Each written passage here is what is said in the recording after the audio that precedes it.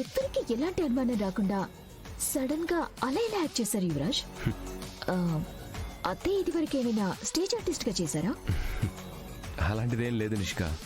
కౌశికి అక్కకి చెక్ పెట్టడానికి అలా చేసింది. చూసావు కదా అమ్మ పర్ఫార్మెన్స్.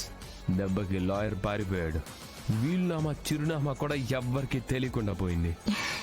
వారసత్వం ఆస్తిలో వాటాని గంతులేసిన ఆ జగదాత్రి కేదార్లు అమ్మని చూసుకోవడానికి వాటాలేసుకుంటున్నారు.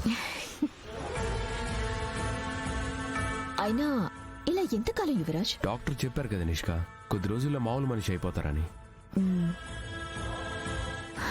ఆ డాక్టర్ కూడా మామూలుగా పర్ఫార్మెన్స్ చేయలేదు. సీరియస్ గా చెక్ చేయటం, ఇంజెక్షన్ చేయటం, జాగ్రత్తలు చెప్పటం, నిజంగా పక్షివాతానికి ట్రీట్మెంట్ చేసినట్టే చేశాడు. అంతా మనం చెప్తేనే చేశాడు. మొత్తానికైతే భలే ప్లాన్ చేశారు యువరాజ్. అమ్మ ప్లాన్ చేసింది. ఇదేంటి బూచి, పెద్దమ్మ కాలు చేయి పడిపోతే వీళ్ళు పడి పడి నవ్వుకుంటున్నారు.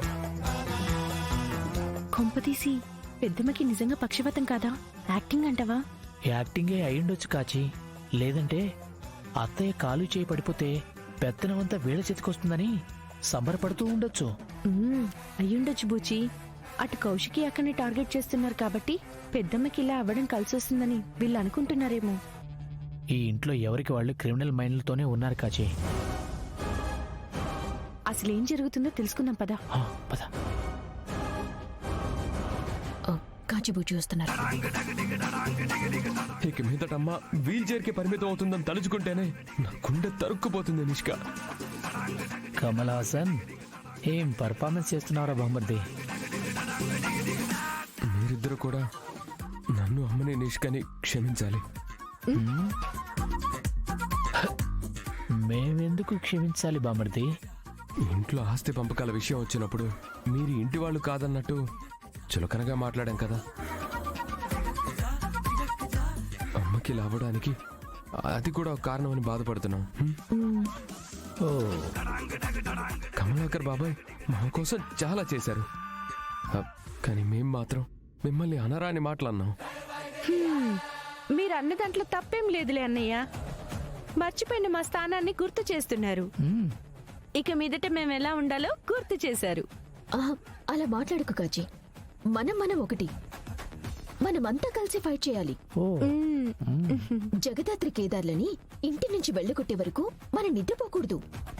పెద్దమ్మ మంచం మీద పడుంటే వీళ్ళేంటి కేదార్ జగదాత్రుల గురించి ఆలోచిస్తున్నారు? నా అనుమానం నిజమే అనుకుంటా. నువ్వు వెళ్ళు దాత్రి, నేను చూస్తాను. కాళ్ళు నొప్పిగా ఉన్నాయా?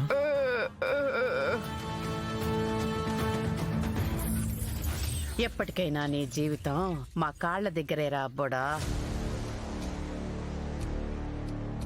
నువ్వు అనవసరంగా గాల్లో మేడలు కడతా ఉండావు.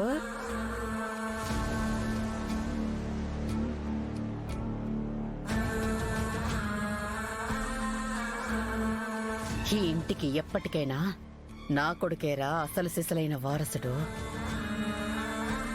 నువ్వు ఈ ఇంట్లో ఉండాలి అంటే ఈ రోజు నువ్వు నా కాళ్ళు పట్టాలా, రేపు నా కొడుకు కాళ్ళు పట్టాలా?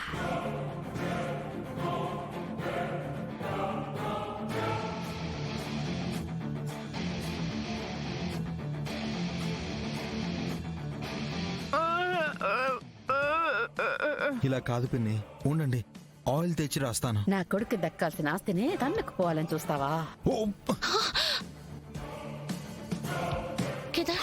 దీనికి అనుమానం వచ్చుండదంటే నా నాటకం బయటపడిపోతుంది.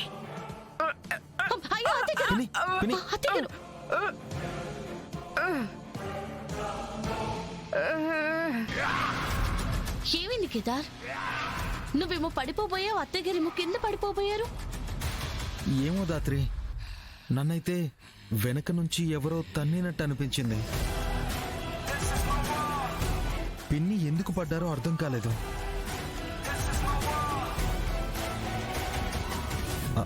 బహుశా పిన్ని పడిపోబోతుంటే కాలు తగిలిందేమో దాత్రి. ఏమో, అత్తయ్య గారికి మామూలుగా ఉన్నప్పుడు కంటే పక్షవాతం వచ్చాకే ఎక్కువ పవర్ వచ్చినట్టుంది. సరే అత్తయ్య గారు, ఓట్స్ తిందరు లేవండి.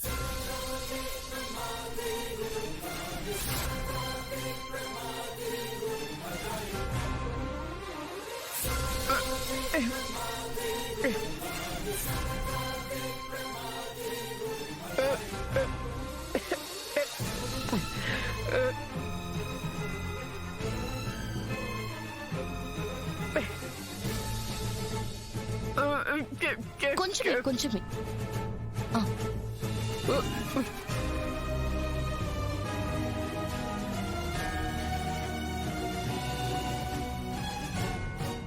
అత్తయ్య గారు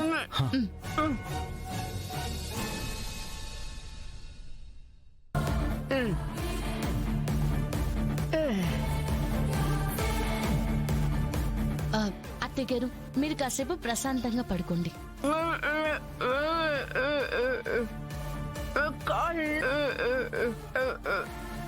సరే దాత్రి పిన్నికి నేను ఆయిల్ రాస్తాను,